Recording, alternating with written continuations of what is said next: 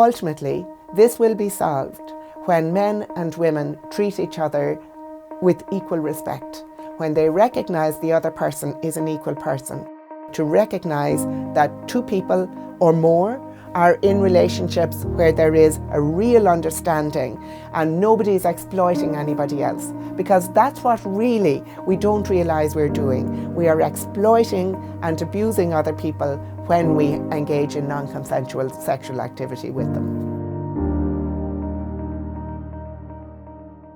So I'm Noeline Blackwell, I'm the Chief Executive of Dublin Rape Crisis Centre. Clearly we have more opportunities to talk about consent, to talk about the fact that non-consensual sexual activity is harmful and very often criminal.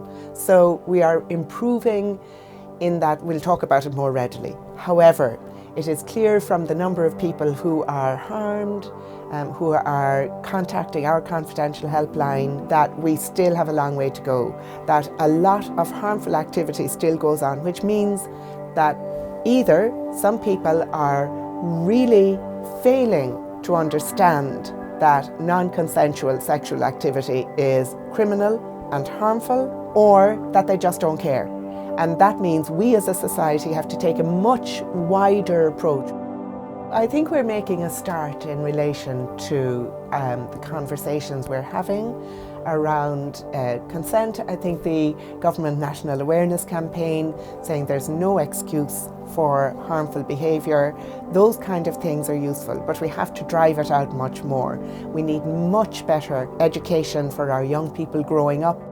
They need to come out of school knowing more than how to access pornography on their phones or chat about things amongst their friends. They need to know about healthy relationships. And we also need to think through what consent means.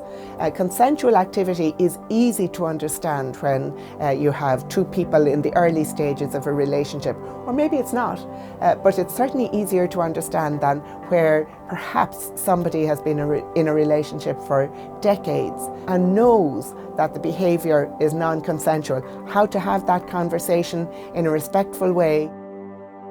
A very short number of years ago, it was considered all right to hit children. They could be hit in school and they could be hit in home, and it was considered often a good thing to do. Our behaviour has changed entirely in this country in relation to this.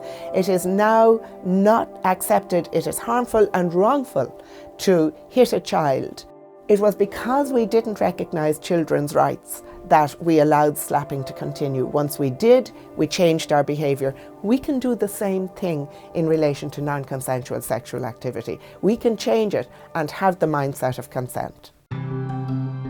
Definitely our young people are much more aware of this. Every college in the country will have stands or workshops around consent, around understanding consent. They know it, they worry about it, and they hopefully are not prepared to put up with non-consensual sexual activity. Now, whether they're prepared to call it out when they see it in other places is the next stage, but there is no doubt about it that it is our young people that are driving the questions that need to be asked in order to shift not just decades, but centuries of understanding. And during those centuries, women were regarded as chattels, as things, and when they were under the care of either their father or their husband, those were the men who had power over them. This is one of the areas where we haven't shifted as much as we have in other areas. We now understand that women can work the same as men, can be educated the same as men. Let's just have the same level of equality in sexual relationships.